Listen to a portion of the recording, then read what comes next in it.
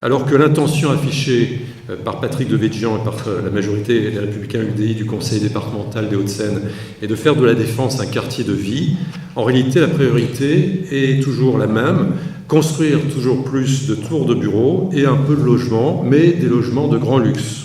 Ainsi à Puteaux est projetée la construction de la tour la plus haute de France, The Link, pour accueillir le nouveau siège de Total, 120 000 m², projet qui va renforcer la bétonisation de la ville, en particulier dans un quartier déjà saturé, celui du quartier Bellini. À Courbevoie, il y a le projet Russo-Mégalo-Hermitage, 2 tours jumelles constituées de bureaux, d'un hôtel de luxe 5 étoiles et de logements réservés aux milliardaires. L'opposition à Courbevoie est opposée à ce projet qui va entraîner la destruction de logements sociaux.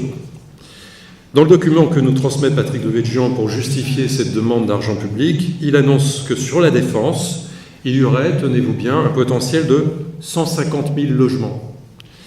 Il affirme aussi que l'objectif est d'en créer 450 à 500 par an, tout en continuant bien sûr à édifier toujours plus de tours de bureaux, car il faut justifier effectivement la construction de tours de bureaux par des logements en face, c'est-à-dire qu'on en affiche beaucoup. Comment atteindre ce double objectif ? Sinon en surdensifiant les villes de la Défense, Nanterre, La Garenne-Colombes, Courbevoie et bien sûr Puteaux. En surdensifiant sans se préoccuper de la mixité sociale, puisque j'ai déjà montré, les pauvres sont écartés du nouveau quartier des Bergères. Après les bureaux et les logements, les équipements.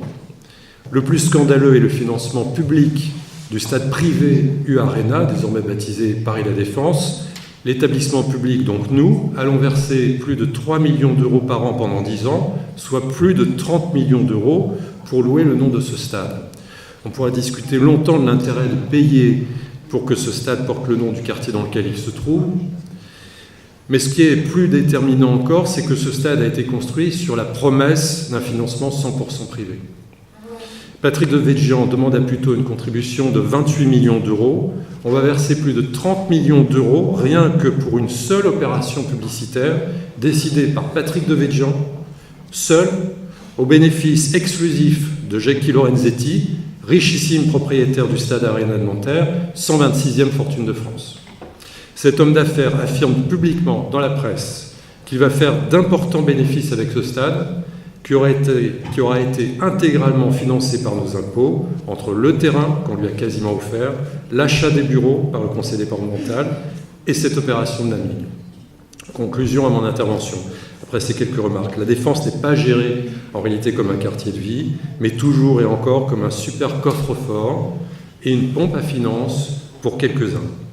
Il serait donc sage que la municipalité de Puteaux, soucieuse de défendre les intérêts des contribuables putéoliens, refuse, comme Paris et Nanterre, d'approuver cette convention de financement de l'établissement public de la Défense telle qu'elle est et telle qu'elle nous est imposée par Patrick Devedjian sans nous avoir consultés et contre notre intérêt d'habitants de cette ville.